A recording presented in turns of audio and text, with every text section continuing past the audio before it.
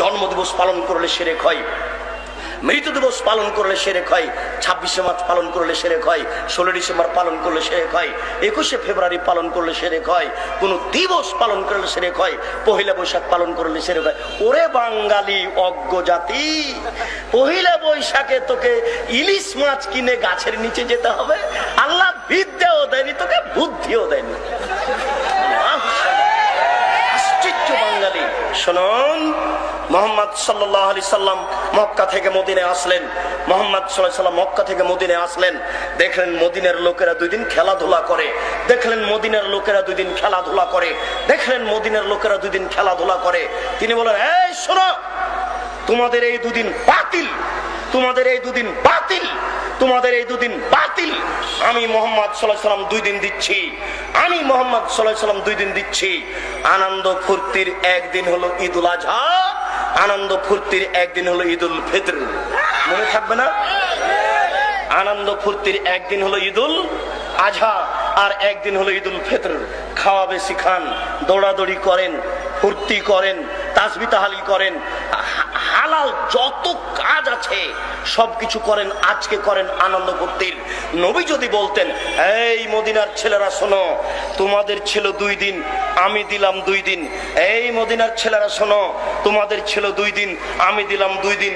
2 দিলে হয়ে 4, তাহলে এবার বাঙালি পেত 16 ডিসেম্বর 1-5, 26শে মার্চ 1-6, 21শে ফেব্রুয়ারি 1-7, বাপের জন্মদিবস 1-8, মায়ের জন্মদিবস 1-9, পহেলা বৈশাখ 1-10। এইভাবে করতে করতে সারা বছর চলে যেত, পড়া লাগতো না। সব দিন যখন ছুটিতে চলে যেত তখন আর পড়া লাগতো না। জাতি কত বড় অজ্ঞ, আশ্চর্য। আল্লাহর নবী বলেছেন, এর ফলে বিদ্যা উঠে যাবে, ওয়াকসুরাল জাহাল, মূর্খতা বেড়ে যাবে। এই ছেলে তোমাকে বলছি, এই ছেলে তোমাকে বলছি, তুমি খুব সতেজ ব্রেনের ছেলে, মাস্টার ডিগ্রি পাস করে গ্রামের বাড়িতে গেছো। তোমাদের গ্রামে একটা হিন্দু সরস্বতী, ভগবতী, কালী, দুর্গা তৈরি করে ওখানে রেখেছে জিলাপি আর একটা কলা। এবার তুমি হাসছো আর বলছো, এত বোকা মানুষ গো। আচ্ছা, এই সরস্বতী, কালী, দুর্গা কি কলা খেতে পারে? হিন্দুরা কত বোকা, কি ব্যাপার, এখানে কলা জিলাপি রেখেছে। এই ছেলে তোমাকে বলছি, তুমি সাবধান থেকো। তুমি যে এখন স্কুলে এসে বলছো, এই ছেলেরা, এই মেয়েরা, আগামীকাল তোমরা ফুল নিয়ে আসবা, পায়ের জুতা খুলে দিয়ে বরকতের কবরে ফুল চড়াতে হবে। তোমার মাস্টার ডিগ্রিকে কবর দিতে এসেছি, তুমি মনে রেখো।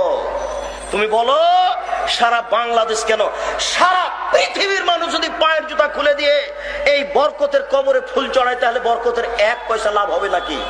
যদি না হয় তুমি এই কাজ করলে কেন? তাহলে ওর সরস্বতী ভগবতীর কাছে কলা দেওয়া আর তোমার এই কবরে ফুল চড়ানো 2টা সমান নয় কি? তুমি মুসলিম, তুমি মুসলিম, তুমি চিররণবীর, তুমি মরণকে করো না ভয়।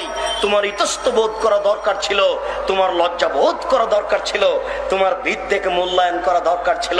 তুমি বেশি না পারলে তুমি ঘুরে দাঁড়াতে, ছি ছি এ কাজ কেউ করে?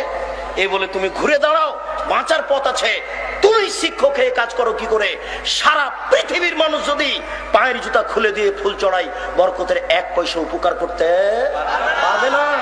যদি সেদিন তুমি বলতে, এই ছেলেরা শোনো, তারা জীবন দিয়েছে, তারা রক্ত দিয়েছে, তোমরা একটু তার জন্য ক্ষমা চাও।